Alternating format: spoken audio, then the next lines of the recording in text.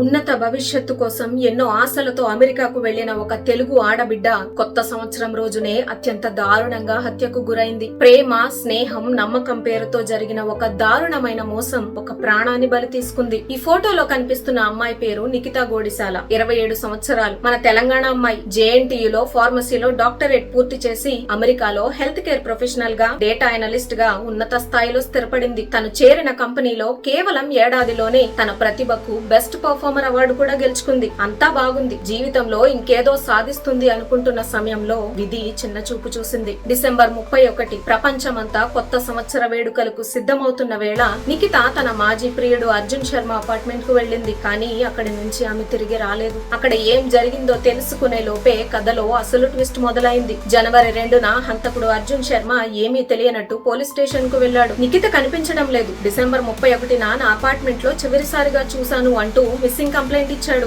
ఈ నాటకం ఆడిన కొన్ని గంటల్లోనే ఎవరికి అనుమానం రాకుండా అమెరికా నుంచి విమానం ఎక్కి భారతదేశానికి పారిపోయాడు. అతని ప్రవర్తనపై అనుమానం వచ్చిన పోలీసులు సెర్చ్ వారెంట్ తో అతని అపార్ట్మెంట్ కు వెళ్లారు. అక్కడ వాళ్ళు చూసిన దృశ్యం భయంకరం. నిఖిత శరీరంపై లెక్కలేనన్ని కత్తిపోట్లతో ఆమె నిర్జీవంగా పడి ఉంది. అసలు ఈ ఘోరానికి కారణమేంటి? పోలీసులు మరియు కుటుంబ సభ్యులు చెబుతున్న దాని ప్రకారం దీని వెనుక ఉన్నది డబ్బు వ్యవహారం. అర్జున్ నిఖిత మరియు ఆమె సోదరి దగ్గర అప్పు తీసుకున్నాడు. ఆ అప్పు తిరిగి ఇవ్వమని నిఖిత డిసెంబర్ 31న అతన్ని కలవడానికి వెళ్ళింది. ఆ గొడవలోనే అతను ఈ దారుణానికి పాల్పడి ఉంటాడని అనుమానిస్తున్నారు. అంతటితో ఆగకుండా ఆమెను చంపిన తరువాత కూడా ఆమె బ్యాంక్ అకౌంట్ నుంచి $1000 దొంగిలించి ఆ డబ్బుతోనే పారిపోయాడు. ప్రస్తుతం అందిన సమాచారం ప్రకారం భారతదేశానికి పారిపోయి వచ్చిన ఈ నిందితుడిని పోలీసులు అరెస్టు చేసినట్లు వార్తలు వస్తున్నాయి. ఆ కన్న తండ్రి కన్నీళ్లతో మాకు న్యాయం చేయండి అని అడుగుతున్న ఆవేదన మనందరినీ కదిలిస్తోంది. ఒకసారి మీరే ఆలోచించండి. ప్రేమ, నమ్మకం అనే ముసుగులో ఇలాంటి మృగాలు తిరుగుతున్నప్పుడు మనం ఎంత జాగ్రత్తగా ఉండాలి? నిఖిత ఆత్మకు శాంతి కలగాలని,